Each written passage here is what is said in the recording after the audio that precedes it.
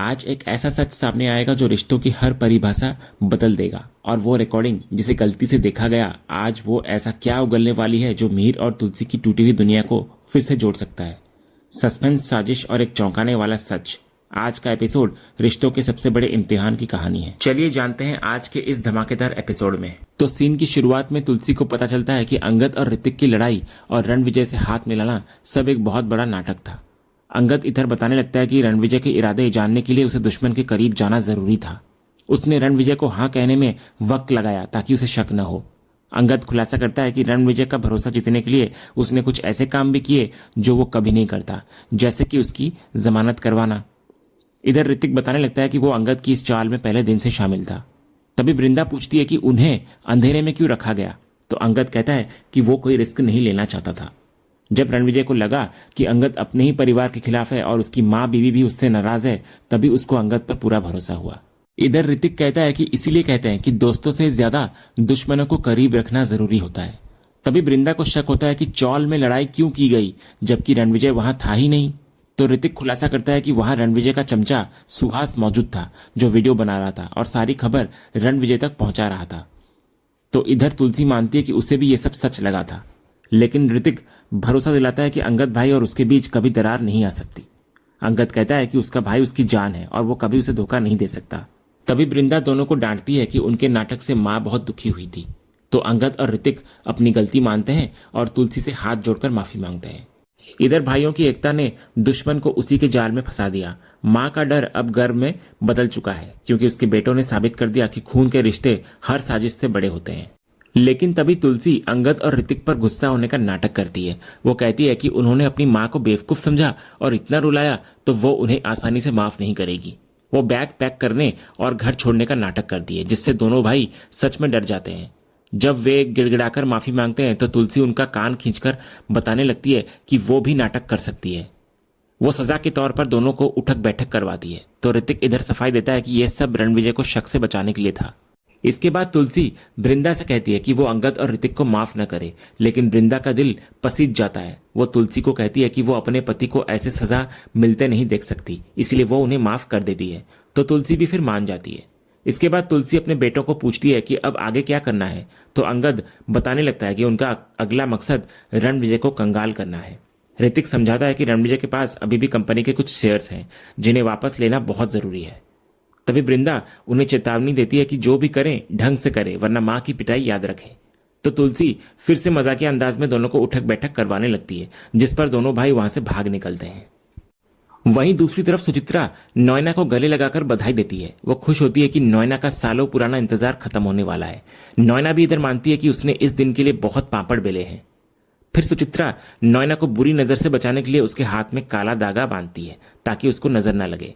इधर नोएना को पूरा यकीन होता है कि अगली हियरिंग में मिहिर और तुलसी का तलाक हो जाएगा और मिहिर हमेशा के लिए उसका हो जाएगा। लेकिन तभी अचानक नोएना को खांसी आने लगती है। जब वो खांसती है तो रुमाल में से खून आ जाता है। ये देखकर नोएना और सुचित्रा दोनों घबरा जाते हैं। डॉक्टर को बुलाया जाता है।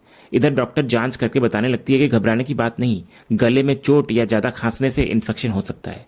वो दवाइयां लिखकर देती है और आराम करने की सलाह देती है। फिर डॉक्टर के जाने के बाद नोएना सुच्चू को हिदायत देती है कि घर में किसी को इस बारे में न बताए।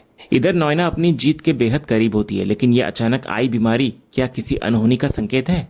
उसकी खुशी और उम्मीदों पर यह कौन सा ग्रहण लगने वाला है? अगले सीन में गौतम अपने घर में शराब के नशे में होता है और उसको याद आता है कि उसने संतोष की दी हुई रिकॉर्डिंग्स अधूरी छोड़ी थी। जैसे ही वो लैपटॉप खोलकर देखना शुरू करता है, बालन का फोन आ जाता है। इधर बालन बेहद घबराया हुआ होता है क्योंकि पुलिस ने संतोष को फिर से गिरफ्तार कर लिया है और अब वे सारे सबूत ढूंढ रहे हैं। बालन बताने लगता है कि पुलिस को पता चल गया है कि गौतम ही उनका वकील है और अब वे उसके घर आ रहे हैं। वो गौतम को सख्त हिदायत देता है कि अगर कोई भी सबूत पुलिस के हाथ लगा तो सब खत्म हो जाएगा, इसलिए सब कुछ फौरन मिटा दे। तभी दरवाजे पर पुलिस आ धमकती है। गौतम फुर्ती से सारे सबूत यानी कि सीडी, लैपटॉप, कागज डाइनिंग टेबल के नीचे छिपा देता है। शक से बचने के लिए वो खुद को पानी से गीला कर देता है और तौलिया लपेटकर दरवाजा खोलता है। वो पुलिस से झूठ बोलता है कि वो वर्कआउट के बाद नहा रहा था। इधर जब पुलिस संतोष के बारे में पूछताछ और घर की तलाशी की बात करती है तो गौतम एक तेज तरार वकील की तरफ पेश आता है। वो पुलिस को चुनौती देता है कि बिना सर्च वारंट के वे तलाशी नहीं ले सकते, वरना वो उन्हें कोर्ट में घसीट लेगा। तो पुलिस के पास वारंट नहीं होता, इसलिए उन्हें लौटना पड़ता है। लेकिन वे चेतावनी देकर जाते हैं कि गौतम एक ड्रग डीलर और एक बहुत बड़ा क्रिमिनल है, तो उसे बचाना सही नहीं है। फिर पुलिस के जाने के बाद गौतम गुस्से में बालन को फोन करता है। वो सवाल करता है कि उसे संतोष पर लगे इतने सारे चार्जेस के बारे में क्यों नहीं बताया गया, वो इतना बड़ा क्रिमिनल है, ये क्यों नहीं बताया गया। बालन पैसों का लालच देकर बात रफा दफा करने को कहता है, लेकिन गौतम अपने उसूलों पर अड़ जाता है। वो साफ कहता हुआ नजर आता है कि वो काम करता है, गुलामी नहीं, और ना ही खैरात लेता है। फिर बालन सबूतों की धमकी देता है, लेकिन गौतम उसको करारा जवाब देता है। वो कहता है कि वो बालन की तरह बेईमान नहीं है और सबूतों को आग लगा देगा। फिर गौतम गुस्से में केस छोड़ने का ऐलान करता हुआ नजर आता है। फोन रखने के बाद गौतम सारे सबूत, कागज और सीडी निकालता है और वो उन पर शराब छिड़क कर आग लगा देता है। उसे अफसोस होता है कि एक अच्छा खासा केस और पैसे हाथ से चले गए, लेकिन वो गलत का साथ नहीं देना चाहता। गौतम फिर वहां से निकल जाता है, लेकिन जल्दबाजी में वो एक बहुत बड़ी चूक कर देता है। लैपटॉप वहीं पड़ा रह जाता है, जिसके अंदर वो अहम रिकॉर्डिंग अब भी मौजूद है। ये लैपटॉप ही शायद आगे चलकर मिहिर और नैना के अतीत का सबसे बड़ा राज खोलेगा। दूसरी तरफ माधवी अपनी बनाई हुई ड्राइंग तुलसी को दिखा रही होती है, तो तुलसी उसकी ड्राइंग की तारीफ करती है, तो माधवी खुशी से बताती है कि दादू ने भी ऐसे ही तारीफ की थी। तो तुलसी खुश होती है कि बच्ची को दोनों तरफ से प्यार और शाबाशी मिल रही है। लेकिन तभी माधवी एक ऐसा सवाल पूछती है जो सीधा दिल पर लगता है। वो पूछती है कि जब बाकी सब लोग यानी कि मम्मी पापा मामा मामी सब साथ रहते हैं, तो तुलसी और दादू अलग अलग क्यों रहते हैं।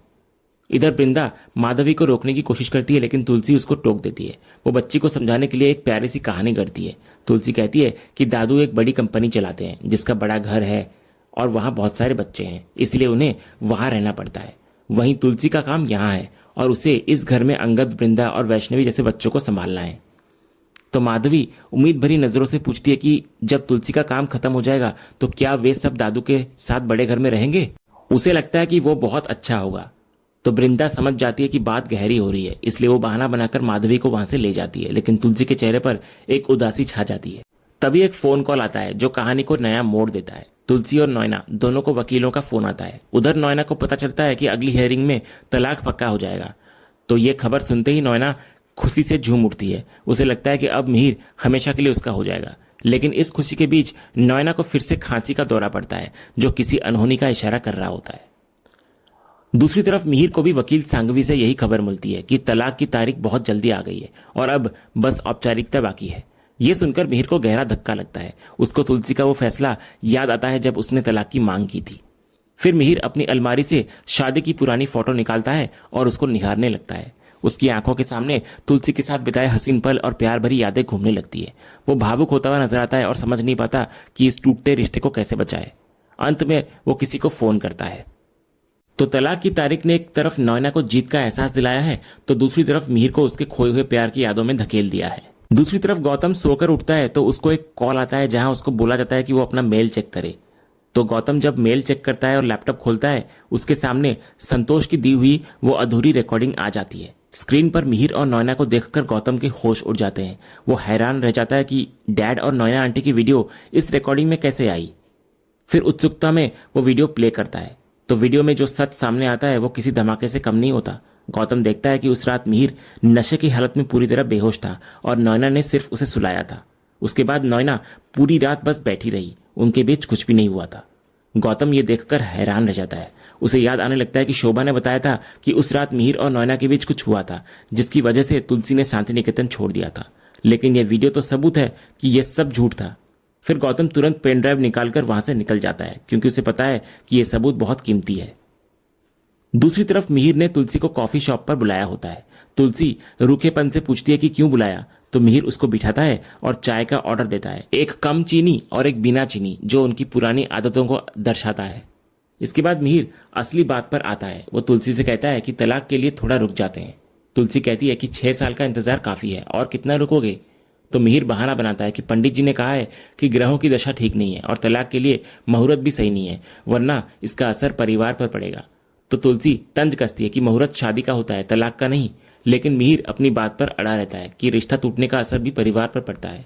तो तुलसी भी मानती है कि माँ बाप का तलाक बच्चों के लिए हमेशा मुश्किल होता है, चाहे उनकी उम्र कुछ भी हो। यहां हम देखते हैं कि मिहिर किसी न किसी बहाने से इस रिश्ते को टूटने से बचाना चाहता है, जबकि गौतम के हाथ लगा सच अब पूरे खेल को पलटने वाला है। इसके बाद मिहिर अपनी कमियां स्वीकार करता है और मानता है कि भले ही वो एक अच्छा पति नहीं बन पाया, लेकिन वो एक अच्छा बाप बनना चाहता है। उसे फिक्र होती है कि अंगद और वृंदा अब तक घर नहीं लौटे हैं और गौतम उनसे नाराज है। वो तलाक को रोकने की दलील देता है ताकि बच्चों को सेटल कर सके। तभी तुलसी मिहिर की बात से सहमत होती है, लेकिन तलाक पर अड़ी रहती है। उसे गौतम की सबसे ज्यादा चिंता होती है क्योंकि वो बिल्कुल अकेला है। तुलसी चाहती है कि मिहिर गौतम को समझाए कि उसका परिवार उसके खिलाफ नहीं है और शांति निकेतन आज भी उसका घर है। वो अंगद और वृंदा को भी मनाने का वादा करती है। तो इस पर मिहिर को चिंता होती है कि अगर अंगद और वृंदा शांति निकेतन लौट आए तो तुलसी बिल्कुल अकेली पड़ जाएगी, क्योंकि वे दोनों तो तुलसी के साथ रहना चाहते हैं। तो तुलसी इधर अपनी हिम्मत और त्याग दिखाती है। वो कहती है कि वो अकेली नहीं है, उसके पास वैष्णवी और बाकी लड़कियां हैं जिन्हें उसकी जरूरत है। तुलसी की बस यही एक इच्छा होती है कि अंगद, वृंदा और गौतम सभी बच्चे वापस अपने घर शांति निकेतन लौट आएं और एक छत के नीचे रहें। तो मिहिर तुलसी के इस बड़प्पन को देखकर भावुक होता हुआ नजर आता है और एक बहुत गहरी बात कहता है। वो मानता है कि फिर भी शांति निकेतन तुलसी के बिना अधूरा है।